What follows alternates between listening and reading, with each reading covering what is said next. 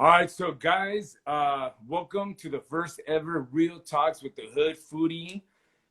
Super special guest, Familia. Please introduce yourself. I feel like I'll never do it as good as I did it that first time in front of the kebab shop. Hey, everybody. It's great to be here. My name is Ali Khan. What can I say? I feel like Don't humble yourself, bro. yeah, I'm coming at you from Austin, Texas, coming at you from Food Network Cooking Channel world, where I've been doing some stuff for the last couple of years. And really, to be honest with you, really feel at home chatting with the Hood Foodie because for me, covering the food scene in Los Angeles, particularly the Hood, for lack of a better word, but really just all corners, with equal attention and equal reverence. I used to live in LA for a long time. I was probably one of the millions of transplants to came to Los Angeles, not really understanding what the city's about, and fell in love with exploring that city. And I still, to this day, think about it. It's still my template for whenever I travel. And I spent a lot of years traveling the country on a show called Cheap Eats. We went to 59 cities, 40 states over 5 seasons, checking out the food scene. And just rolling around today. Got a new show coming out on Food Network. We can talk about that later. Right now, we're talking about bigger stuff. We're talking about Alexander Orozco. I'm going to stop for a bit because, I don't know. I think it's a really exciting chapter for you. Yeah, man, let's just have this conversation. Enjoy stuff here. No, yeah, man. Dude, you don't even know how much, damn, just for you to have, to have you on my platform and for you to give me your opportunity to, for you to put me on your platform, it's just huge, bro. And this journey has been amazing. I mean, it's brought me to get to meet people like you, that are super supportive, and we just kind of feed off of each other, and we just want to see each other win. And that's I want to throw this out there too, kind of like how you gave me the opportunity to introduce myself to your world. Same thing. For the people who are chiming in, I know one of the food trucks in Austin, the Brazilian food truck, which I've been meaning to go to, just chimed in. If you want to just introduce yourself real quick, so just so everyone knows where we're both coming from. If they don't have to know you already. Yeah, for sure. Yeah. The foodie world basically found me after hitting rock bottom. I stopped drinking, I took meds, I ended up suicidal, ended up in a 5152. The side effects still lingered for a while, and then I don't know, Instagram kind of was calling me, and I was like, you know what, I'm gonna check it out. Started taking pictures of places, and this was when the Instagram specifically was very commercialized. So here I come, and I'm taking pictures, and it's like Lechitas in Pacoima, Carrillos in San Fernando, all these little mom and pop shops, and then it kicks me out to LA to blow up a restaurant. So I was one of the first ones to certify a restaurant. I was the first ones to create dishes with the people I was helping support. Podcast interviews. McDonald's reached out to us at 3,000 followings. Yeah. I was in there with influencers with 500,000 plus. The only people that had my numbers were people that were getting invited by the influencers. So honestly, just because of the way that everything happened, right? And I say it's God's plan. I want to feel that I was part of the movement that leveled everything out with mom and pop shops on Instagram 6 years ago. And ever since, it's been God's plan. He's been evolving me, and it's just I'm just more and more about the community. So yeah, that's who I am. It's so interesting because I've heard your story so many times, and you've said so much, but I just want to kind of really, I feel like we're always trying to refine. We're always working on that bio, right? But you're basically someone who you came into this world of basically the bare bones. You came in and started sharing food content on Instagram, You had no prior experience as a chef. You didn't, you weren't a food blogger. You didn't write for food. You had no ties to the professional food media world. You just started, and it sounded like it was not just a creative outlet. It wasn't even a hobby.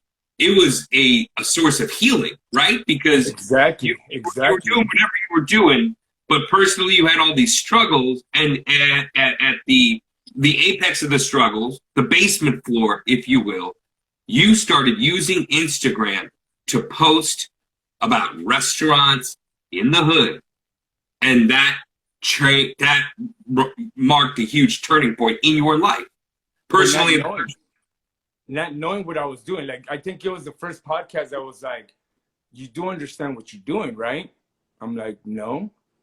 Well, you're basically giving a voice to the little people. And I was like, oh shit, like it kind of hit me. It hit me. And that's when I was like, okay, let's take it and run with it, And but now, like, like I said, I've been in the game for 6 years, and now I understand, because yeah, I ain't gonna lie, but like I keep it 100. Right. Like I'm very picky. Yeah, like I said, I don't know how to cook, like nothing, right? But I do have a palate, and there's certain things that I do like and I don't like. But it's not. It was never about that. It was about basically shining a light on businesses, right? And then it became, we're like, oh shit, like I'm the face of the product. Like people want to see me in front of the. I started vlogging somehow, and people wanted to see me in front of the camera. So now it was more like I was selling me. Right. So it was not necessarily about the food, right? Mm-hmm. But yeah, I mean, shining a light meant that was about it. Yeah. But now I understand that was created to become my platform. Yeah. But the calling is a lot bigger. Mm-hmm. It's bigger than me. And I'm pretty sure you've seen it recently. Yeah, and like that's the other thing. I mean, it's so funny. I don't a while ago, or not a while ago, yesterday, I think we just jumped on IG Live really quick, and I was like, oh, let's try and iron out some subjects and stuff like that. But we're just free forming it. It's all good, and we'll just keep talking. But I want to talk about what you've been doing recently with the community. And, it's interesting. I feel like, I've seen this with other influencers, right? Actually, and I said the same thing to you, and I watched another, just a huge influencer with 500,000 followers, Brunch Boys, Jeremy Jacobowitz, who's out in New York City. He just switched his account from Brunch Boys to Jeremy Jacobowitz. He's basically like, I'm me now.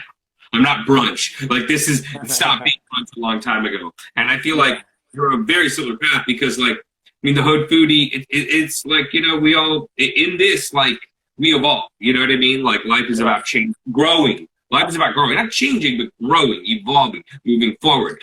You've been evolving and moving forward. Like, talk about that, because that's literally been happening, like, recently.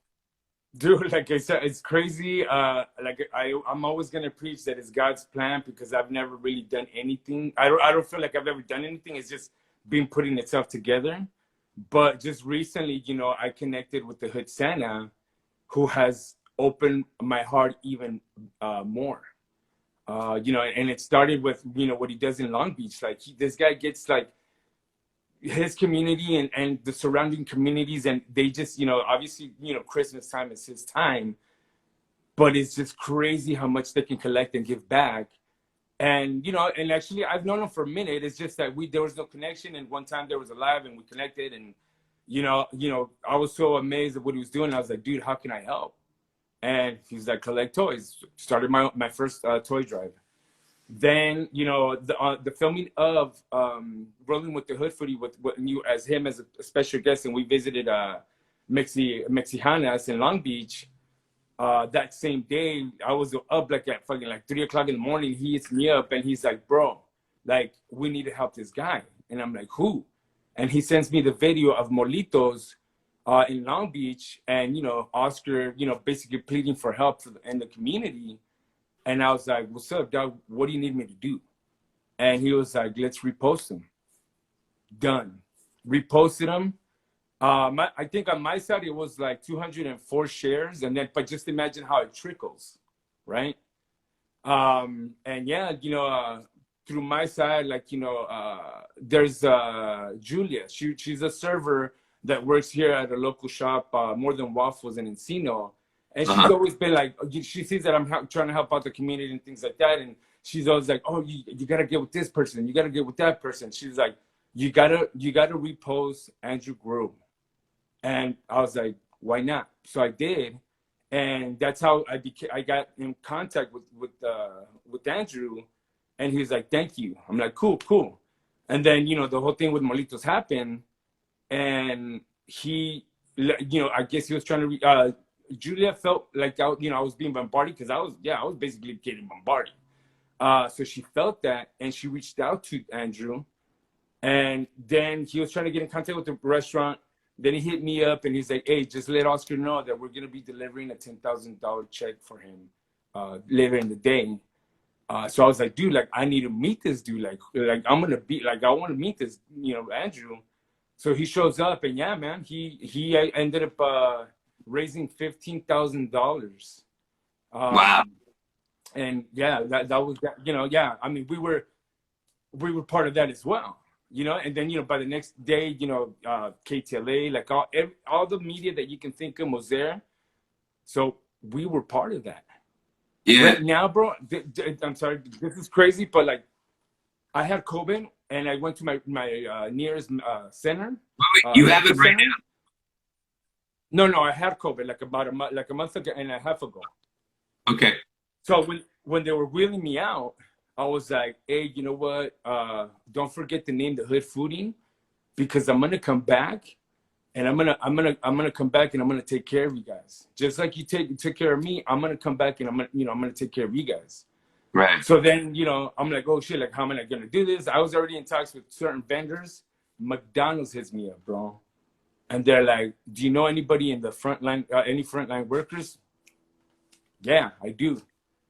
Okay, try to get us connected, because we you know, every once a week we provide food to at least three hospitals. Sure. And I was like, wow, really? That's how crazy the journey is. Mm-hmm. So yeah, right now it's just like I said, God's plan is just, he's using me as a vessel, bro. Like, you know, and it's just feeding me more and more. And that's why I say, like, we got the glow, you know, like the good that we can do in the world, you know, right. having the glow, and that's what it looks like we're doing. You know, it's really interesting too, like this, you know, hearing this story of like, you know, look, like it starts off as simple as like, I'm gonna post a picture of what I'm having for lunch. You know what I mean? And then you tag the restaurant, and then you go, hey, you should go eat here. Something that started like that could lead to helping out, not a business, a family that's struggling. Familia. You know what I mean? Exactly. Like $15,000. Like that's tangible. You know, like that's, and what's interesting is, you know, look, I mean, I know for probably you and me, we're always looking at this thing. It's like it's literally our business, right? You know what I mean? This is what we do, right? People check their emails all the time. I'm checking the gram all the time, right?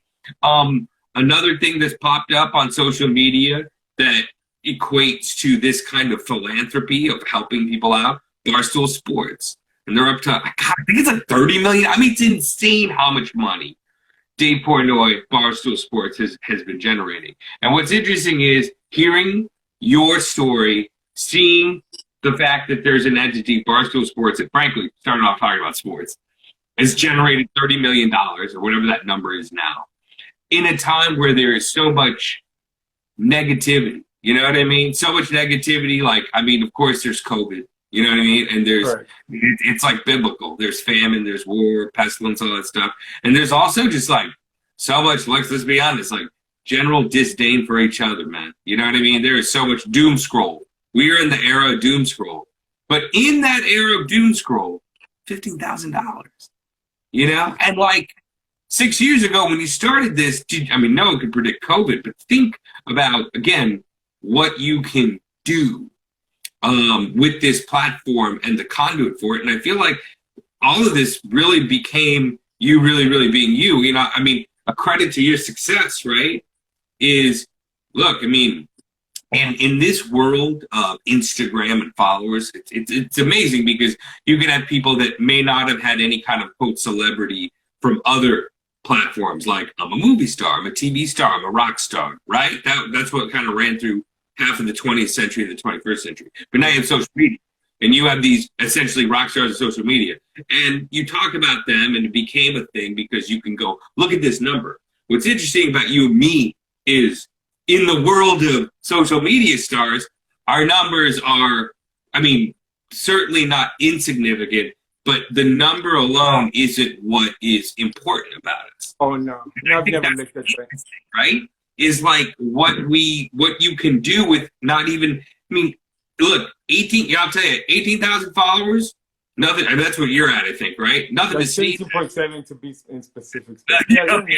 Get into the decimal system. But like, you know, I'll tell you what's legit, man. Like, I mean, how many of those influencers who are at the 100K, 200, 500, million, $15,000, how many of them put $15,000 in somebody's pocket, you know, that was hurting and needed it? Like that, I think, is what's really, really impressive, man. Like kind of the small ball, you know what I mean? The small ball game. You know, there's something interesting, like just about the power of that number and what you can do. Years ago, there was an economist won the Nobel Prize, and he won the Nobel Prize in economics because he figured out these shop workers, basically sweatshop workers in India, could never get a loan because they make like $5 a day. And he's like, dang, but they want to be able to get a loan and buy things and do stuff.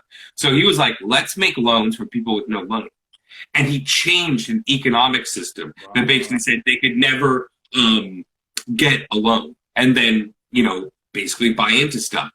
When he did that and recognized that, you know, these people need a fair shake, not only did he change the system, he got a Nobel Prize too. So it's very interesting, right? Like what you can do to help people that really, really need it. I feel like that is the heart and soul of what you do.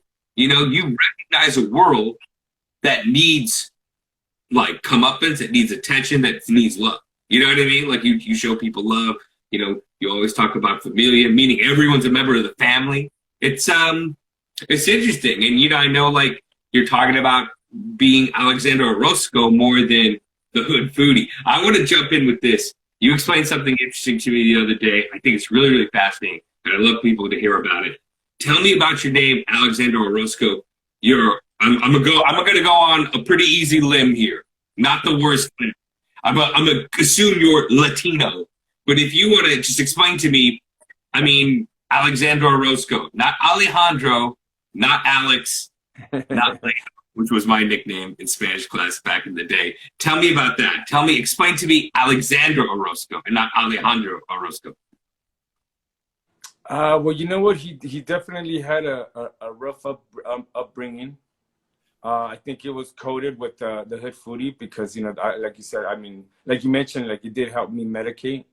But I was still very hesitant to break out of my shell. And like I said, what everything that I've been going through, it has been molding me to the person that I am right now. And what you guys are actually starting to see is the personality that I am with my kids, with my wife, with my cousin. Like, this is me. Fuck, you know, I'm coming out of the closet, baby. And we're taking over the world. That's who Alexander Orozco is. Yeah. So yeah, man, that's well, yeah, I just I've you know, because of like listening to all these like yesterday, you know, I was with some of my boys, and it's like, you know, they asked me, like, I don't know what they asked me, what kind of question it was.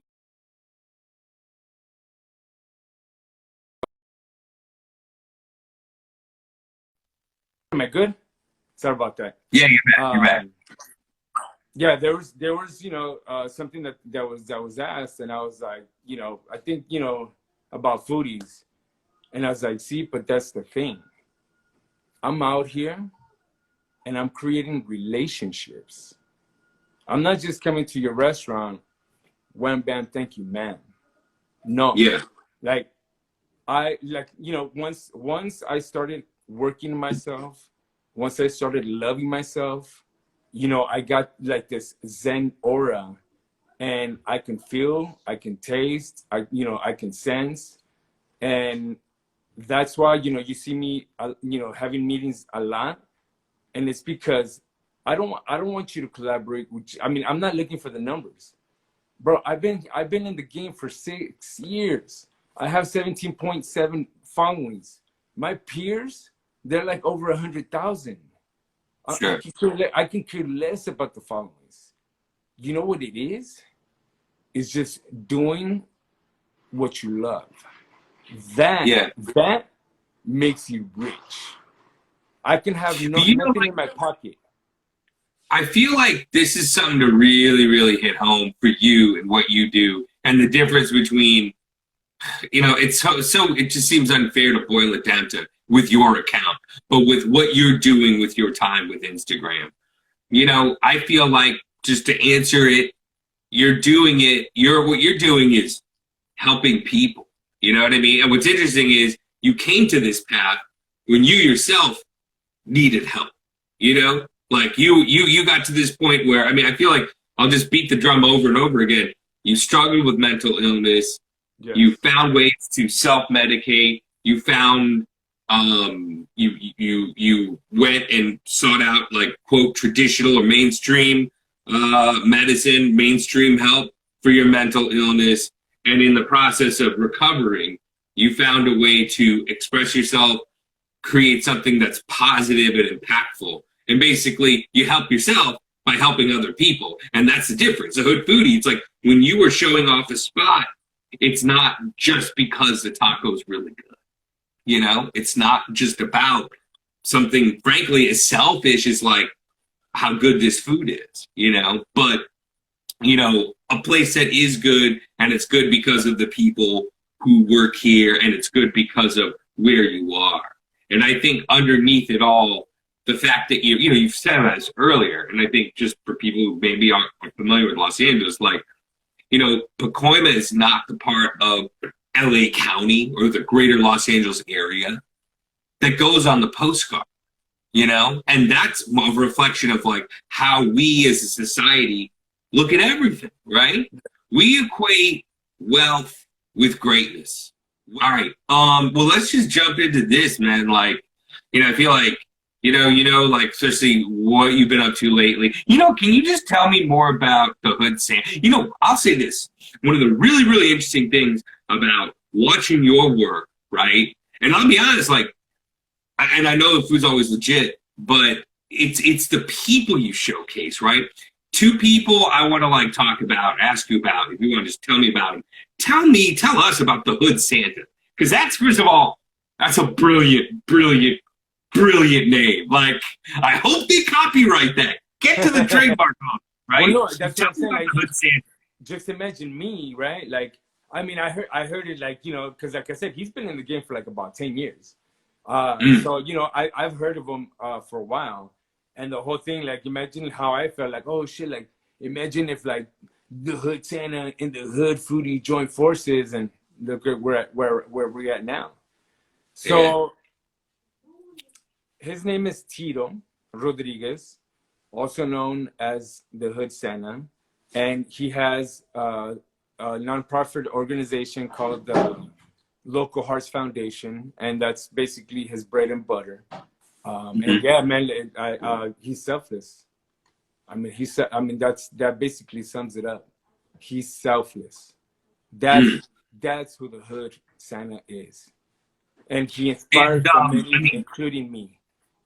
And like, tell me just, you know, like that 3-sentence bio of like, you know, I guess like what he does. I mean, it sounds like he has a full-on organization, but, you know, just like lay it down. Like, what's Hood Santa out there doing right now?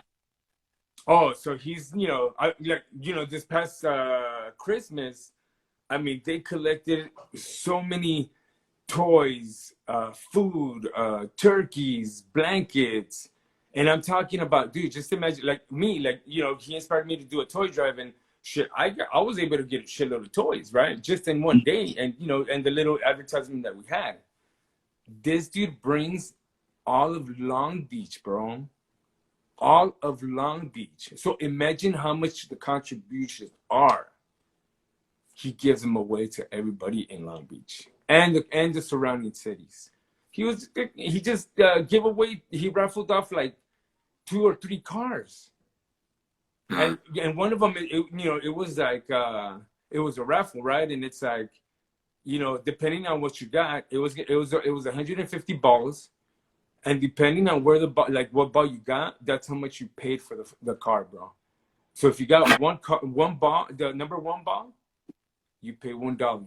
If you got it, the 150 ball, then you pay 150 bucks. You really can't. Well, I'm gonna say I'd play that game. But I'm saying, like, dude, like, I mean, that's Tito. Yeah, that's Tito.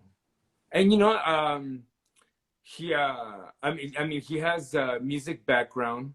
I know he has a song that kind of like blew up. Oh man, I want to say, because I was listening to it yesterday.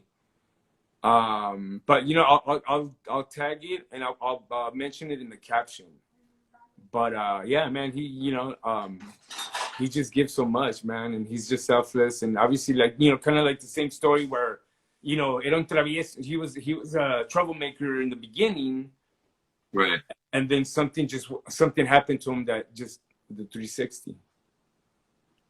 Tell me. Oh wait, someone chimed in. The group is called the Pricks. Was that his band? There you go, the Pricks. Yeah. What was the name of the song? What was the name of the song that went viral? Somebody, Smokey. Shoot, I just saw it. He just posted. What's funny is the same dudes. I think Smokey Ray's Barbecue. What he first wrote was Pricks, and no lie, I was like, "Oh, is he throwing shade on us?" When he was talking. It's called Pricks. It's called Pricks. I thought we were the. Hey, that's part of the game. Let me ask you this interesting point, because look, smack talk's part of it. Do you encounter people throwing shade at you? Do people like talk smack at you? Really? Of course, man. In every industry that you're in, there's everything. There's everything. I mean, you just I've at a small following, I got to know a lot of people. And by meaning it's like who they are. And bro, and I know shit that I shouldn't know, and but yeah, like, and that's why I'm so passionate recently about the whole, like, I only deal with the real ones, because like I said, I know everybody. Well, no, I want to say that. Let me rephrase that.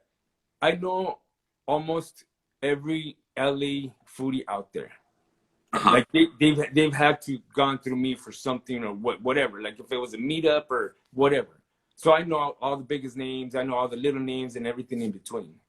Yeah. But yeah, like in every industry, bro. Like there's always that one that like either copies everything, or like just tries to get under your skin and this and that, and it's like,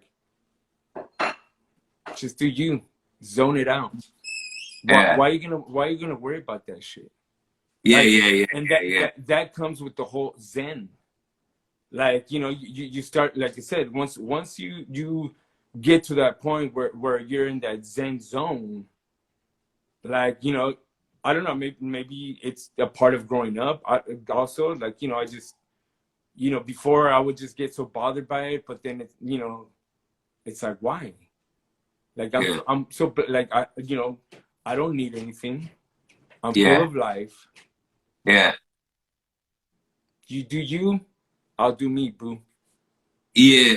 I over the years, right, especially like, before, I mean, I guess in general, it's like how you handle any kind of negativity or criticism. You certainly don't have to like be any kind of quote name to understand what it's like to have your feelings hurt, have someone like attack you in some way, besides just, getting punched in the face or whatever. I have to say, I've always had a thinner skin than I'd like to admit. You know what I mean? Like things do bother me, but at the same time, I kind of like put Band-Aids, really like just tape tape, hardcore like utility tape on my thumbs. Really, I was going to say my mouth, my thumbs, to never engage back, never to answer back, whatever. But I did have, and after a while, you're just kind of like, I don't know, you start to kind of go, well, maybe some of this attention because they're jealous or whatever it is.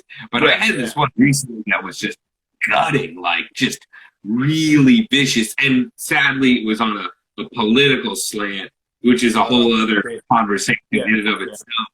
But it is really interesting. Like, I think like how you, I mean, I want to say for the most part, like I'm not out there spreading anything specifically negative. I think ultimately, in the end of the day, like you can't please everyone either, right? You can't. I mean, then that's false, and you can't. That's not. I think not why we're good at what we do.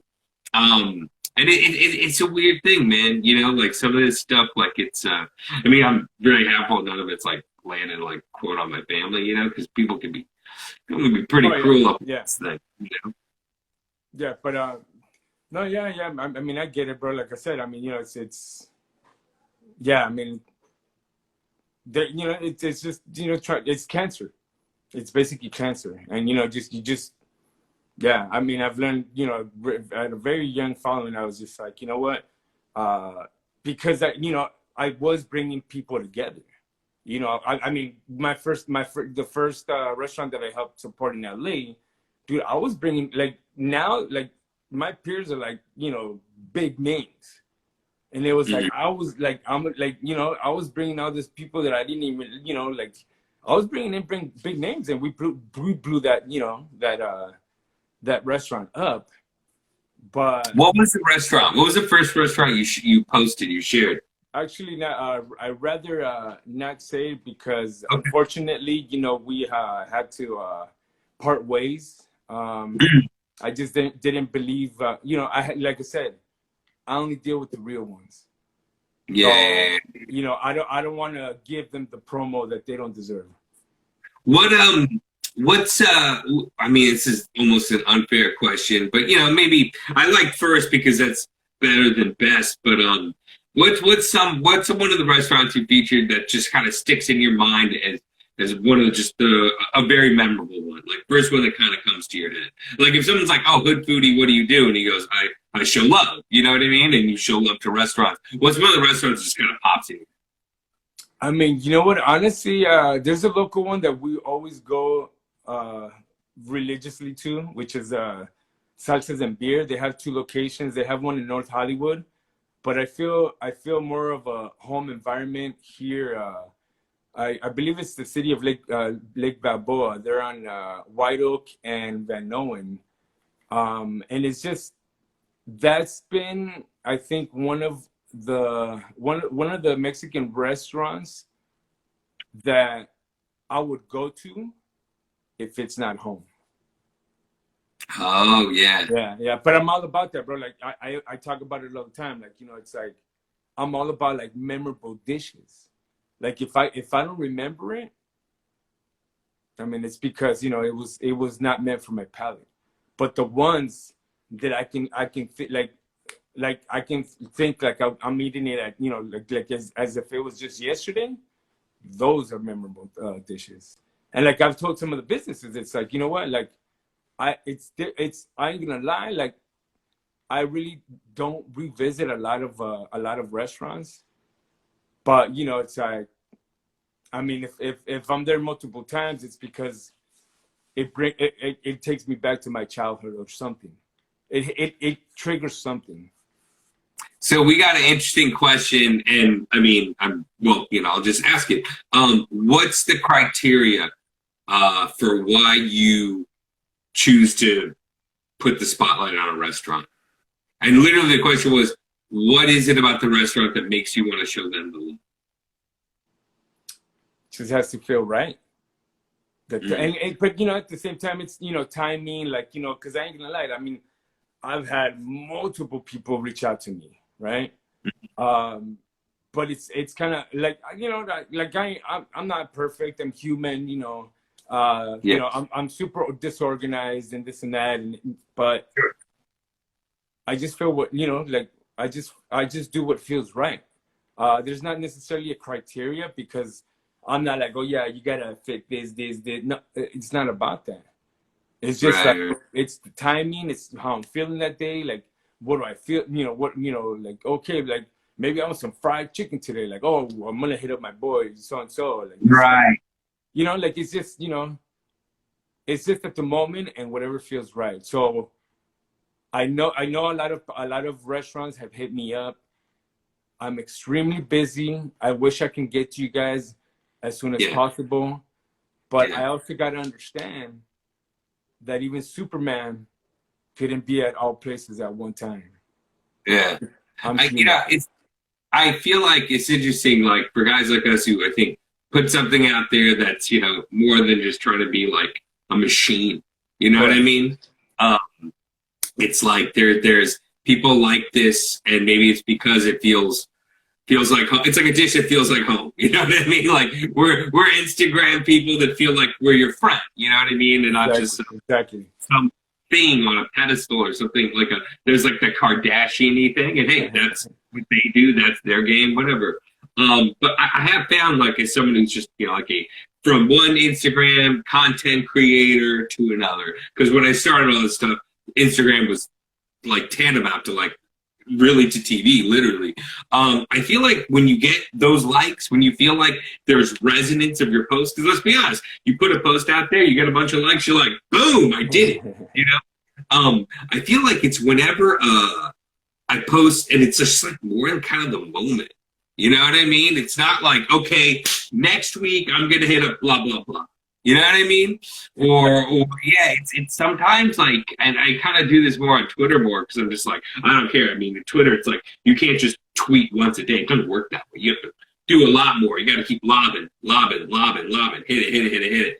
And like there are times where it's just like, yeah, I'm like, wow, I was just doing this in the moment. Sometimes I'm like, maybe that's what I should do more because I'm doing it so much more volition on Twitter to do it on Instagram. But I do think like there's something about, again, it's like in the moment, it's like, it's interesting when you think about it. It's like you could watch a movie, right? And a movie's like a grand big thing, and then you go watch a TV show and it's just like, oh, let me just turn it on kind of TV. You know what I'm saying? And Graham is like even easier than that. It's even less of a commitment. And I feel like whatever resonates just feels like, oh, this is happening right now. I think in my head, I think that's kind of the key to it. You know what I mean? Because I know it's where people will be like, oh, you're here, you're there. And I'm like, that was from years ago. You know what I mean? It's kind of know what's up. But you know what? I feel like now you're interviewing me. I would like people to know a little bit more about you. And I don't know, like this kind of like popped up in my head really quick. And what kind of advice do you have? And because we're in the foodie world, what kind of advice do you have for the foodies out there that are trying to get to your position? I mean, it's an interesting thing, right? I would say first and foremost, like, if you want to do anything that's elusive, if you want to make money being creative, right?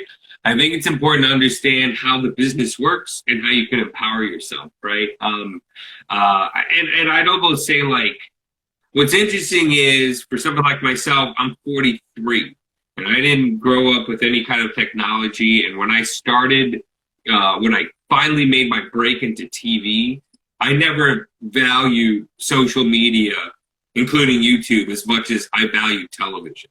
And to a certain degree, there is kind of a blue chip that comes to TV, but it's funny because I do about once a year, I'll do a talk to a class at the School of Journalism at University of Texas, Austin.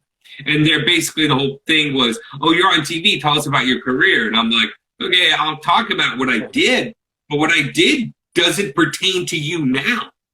Because when I started, none of the things that are relevant now were relevant then. I think, it's interesting. I think, and this is just from my path, really understanding the business of all this stuff. How are people consuming media? Like a friend of mine and an old boss told me years ago, she's like, you got to find the money. You know, you gotta find the money. Like, if you find the money, you'll be able to buy yourself the time to keep working.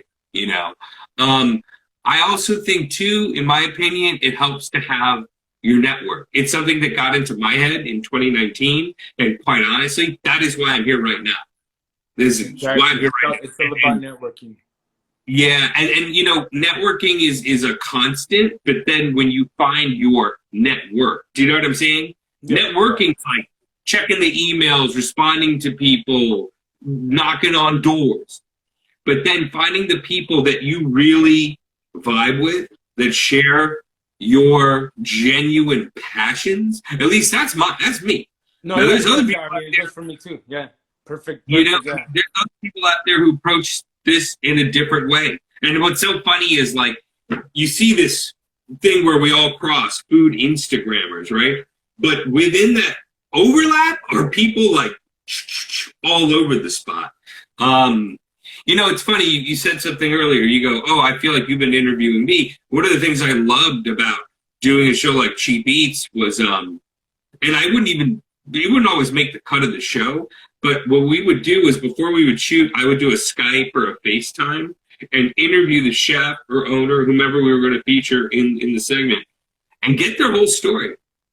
And I've always been curious. I've always been driven by, you know, like, why are we eating this? You know what I mean? Yeah. Why are we eating this? Why is this the thing? You know, the story behind that plate, whatever that is. You know what I mean? Yeah. It could be something very rudimentary, like, oh, well, one day I was like cooking some sauce and it burnt, and I realized it actually tastes really good on pizza. Whatever, until like it's my grandma's recipe. You never know. But yeah, I would say, you know, really understanding how it's a business. This is the thing with Instagram as an example. You think like you're just posting. You know what I've been learning lately? You need to like and comment, and you need to hit up other people, and you need to find those people that will give you that love back and keep them in your Rolodex, you know? Again, doing this, it's like, I'm on your feed. We all have these different groups, and then we can let those groups intermingle. You don't know where it leads to. And then, you know, it's funny too, like in the pandemic world where you can't socialize, obviously we're socializing too, but it's such a great way to cover distance. You're in LA, I'm in Austin. This is like a 3.5 hour flight on an airplane. You know what I mean? Like, but the fact that we can like connect and do stuff and make moves, like it's interesting. I think about, I would say a big thing for this business and networking, and also think about all this stuff is not just like, it's not a megaphone, it's a telephone. So listen, you know, have the back and forth, you know, and believe me, I'm a megaphone, so like, you know, it's a good thing that I'm trying to keep it down, you know. But I think that stuff is those are important things. Yeah. So I know you asked me, like, you know, memorable dish or restaurant. What was, and I just want you to like think quick. Oh yeah. What was your favorite thing tasting on Cheap Eats? Go. Okay. Two things just automatically popped up. One was, and we featured it twice over. It was just a dish in a Italian restaurant. Well, they called it Mediterranean because it was Italian, but it was also Moroccan. So they take the Mediterranean Sea and work all around. So Spanish. And what's interesting is if you look at super southern Italy, like Sicily, certainly Spain, you'll get more of those exotic warming spices from the Middle East up through Morocco and Northern Africa. So it's interesting cuisine when you look at it from that perspective. But there's this dish, big San Francisco famous dish called cioppino, fisherman's stew. And this place, like, you know, they were like this Italian-y Mediterranean restaurant, whatever you want to call it. Well, they call it Mediterranean. And they had this dish as an appetizer.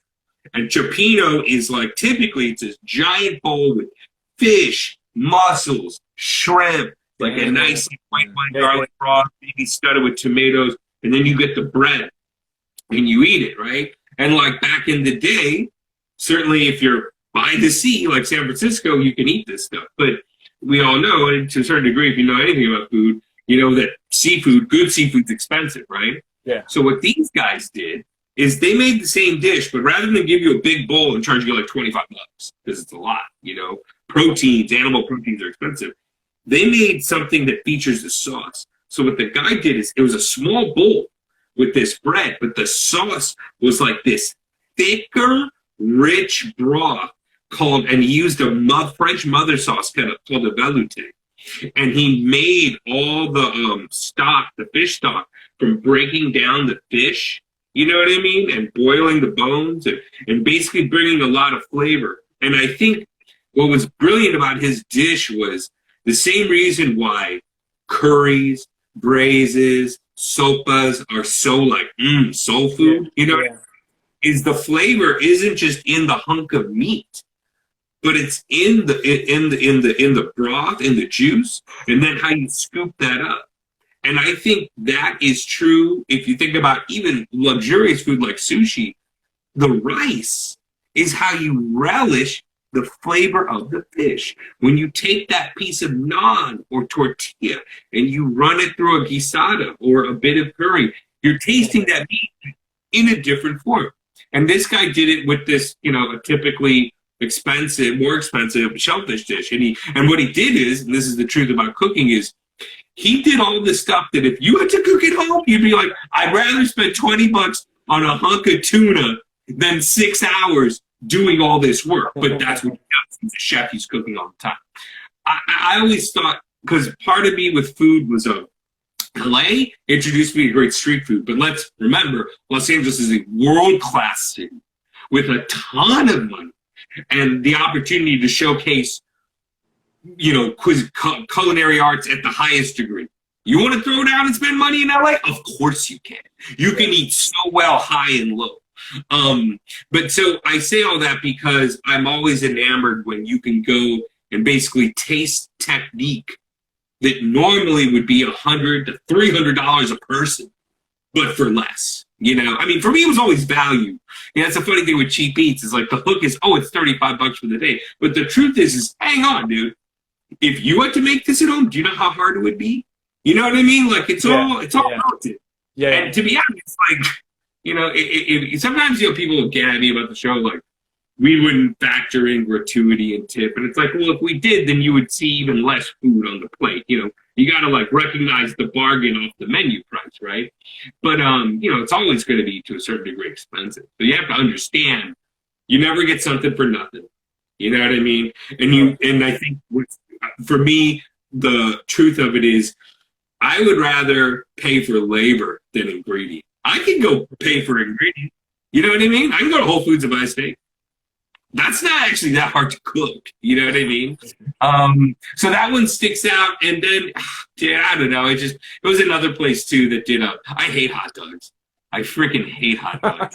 Like most of the time, because they can be so over the top and they put too much stuff on it.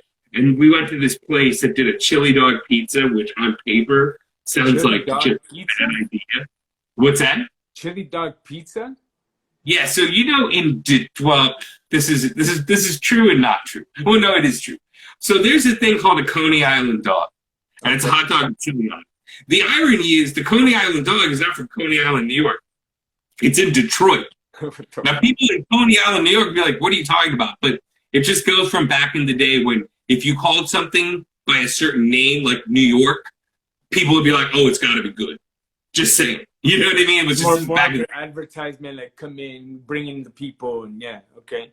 Yeah, it's like it was a selling point. It's like Philadelphia cream cheese. They called it Philadelphia cream cheese, not because it was invented in Philadelphia, but because at the time, if you said Philadelphia, they're like, oh, that's a big city.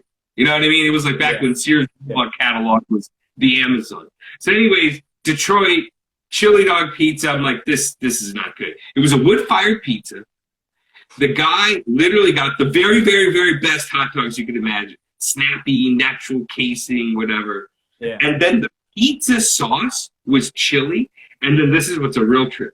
He made the chili out of like, it sounds crazy, but a beef heart. And it was like kind of minerally, but it was really intense. But it was actually it basically was a chef riffing on like something that would normally not get any thought.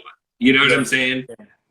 And yeah, I mean, that was, it was an experience. And that was 2016, 2017. So we're talking about like 4 or 5 years ago. So, no, but I mean, there's so many, man. It's hard. It's hard. But it's funny too. I'll say something, and this is true too. The more you do something, the more you kind of get used to it, which is a polite way of saying it's harder to impress me after a while. You know what I mean? Right. And also like palates change. Like I've been in a different zone where like, especially like when we stopped doing cheap eats and I found myself at home more, I was able to like double down more on consistently working out, cooking more at home, basically trying to like embrace a healthier side. Yeah. And like last year, 6 months, I've been eating a lot of meal kits, and the meal kits have been using a lot of locally sourced foods and produce and stuff. And now I enjoy my plate I love meat and savory stuff, but I need to have the other stuff too. You know what I mean? So like, so you kind of combine them a little bit, like. Okay. It's an ingredient, dude. Yeah. Like we had this caldo verde last night, and it was a Portuguese caldo verde. So it was like linguiça, so that Portuguese sausage, just freaking kale. I mean, like, it was weird. It was like kind of, in some ways it was healthy, but it still had sausage in it. But it just hit the spot, dude. You know what I mean? Like, hey, that's funny. I think about this too, man. Like, even though hunger is obviously a very, very real issue, another issue is overeating and overconsumption. And I feel like with what we do, like, people assume that when I show something meaty and cheesy and all that, that's my everyday. And I'm like, I mean, that's not fun. Nothing all the time is fun. I think variety and balance, Right. I don't know. So even though I can think about these great meals, it's kind of like, it's all about the variety too, for me lately, Yeah. So right now I'm actually gonna be going back to homeschooling with my boy like at 1:15. So I just want to make sure that we concentrate, like, and key points or plugs that you want to do, or last words. I mean, we still got 15 minutes, but just to kind of give you a heads up. Yeah. But yeah, I mean, it's definitely. I mean, oh man, like, you don't even know how grateful I am to you. Like, it's just, and I remember actually I remember the first time when I reached out to you, you had hit up my boy. What was down in LA, the birria, but I think he does borrego. Oh, Goat Mafia? Goat Mafia, dog. That's the first time that I actually saw you, like, in the valley. In LA, and I just, I'm fearless, bro. Like, this weekend I'm gonna be doing a rolling with the Thehoodfoodie with Dino from Fear Factory Brujeria, and and it was because it's kind of the same thing. It's just like, I saw you at Goat Mafia, and I was like, oh dude, that's Familia right there. And you were just so cool to respond. And I think that's what kind of like the bromance started. Yeah, yeah, man. No, it's fine. I'll tell you too. Like, it's weird. Like, a lot of it too does have to do with LA. Like, when I left, so I grew up in St. Louis, but at the same time, I always wanted to head off. You know what I mean? I remember my very last day before I went off to college, to LA, to USC. I remember I kind of drove around to all my little spots, and I kind of said to myself, like, took a deep breath in and out and said, yeah, I'm ready to go. And then I came to LA. I was kind of like eyeing New York as well, but LA is what happened, and loved it, relished it. But it's funny, like, life is funny because it's hard to kind of just plan. I'm not a planner, you know what I mean? Yeah. But it's hard to kind of go, oh, I just want to be this or that. And when we got to 2015, I was ready to kind of start the next chapter. And what's crazy was part of that chapter was, rolling the dice on cheap eats. And then I found myself traveling around the country, and which is great, you know, I mean, no doubt about it. And when that ended and I found myself in Austin, like I kind of didn't really know Austin that well. And that's when I realized like how much I missed like being in LA, like being connected to like the network that's there. And part of when I went to LA in 2019 was checking out places like Goat Mafia. And, you know, these things, you don't always appreciate it when it's there. Yeah. You know? Yeah. Yeah. And that's just the way it works. That's just life, you know? I love New York City. I've never lived there. But every time you go, I mean, it's fun, all wrapped up with a bow on it, right? When you're a visitor, when you're tourist or whatever. And I feel like when we connected, you know, it just made a lot of sense because of you know, it's crazy. You know, I lived more years of my life in LA than anywhere else, which is a trip. Oh, 20 years. I didn't 95 to 2015. 95 to 2015. Yeah. And it's weird too. Like I just you know, it's funny, like I so much of it too became like, you know, your thing of the hood foodie. So much of that was like, look, when I lived in LA, I never lived west of La Brea.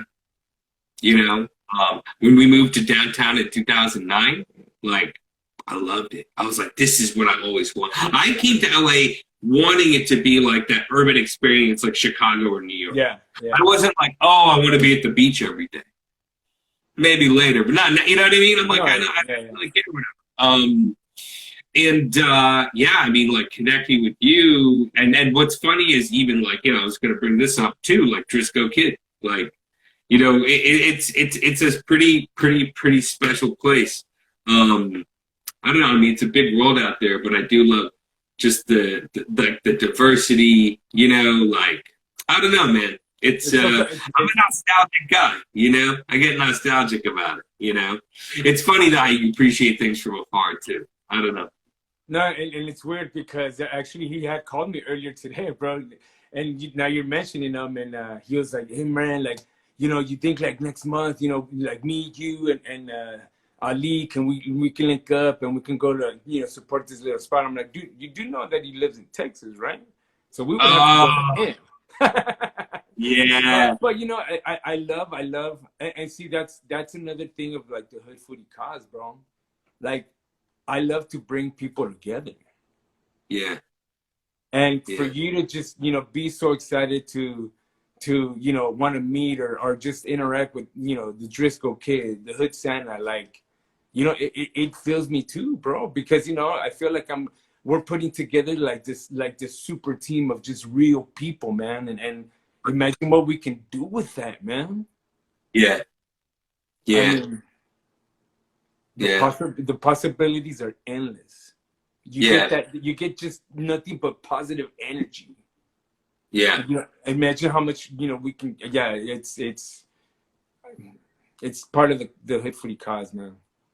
Yeah, it is. I think you know, that's the thing too. Like taking something where it's like, you know, it's funny how like there's so much shade that gets put into social media and around social media, and like, you know, it's funny the whole quote influencer thing, because I feel like a mistake in our society is the attention that's put around money. Even though money does make the world go around, it's realistic. It's how we pay our bills, how we buy, whatever, right?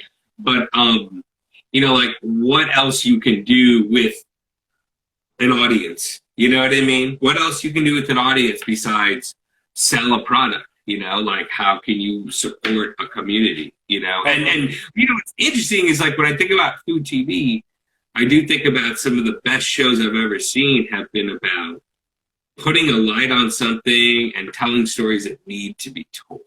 Yeah. I think that's true about great TV, and I think that's true about what, you know, certainly what you've been doing and Hood Santa, and, you know, it's just, I mean, even just saying the hood, you know, the hood is a word that basically, you know, at some point, maybe 30, 40 years ago with hip hop, with rap, shoot, not hip hop, let's call it rap. Let's call it with the OG term.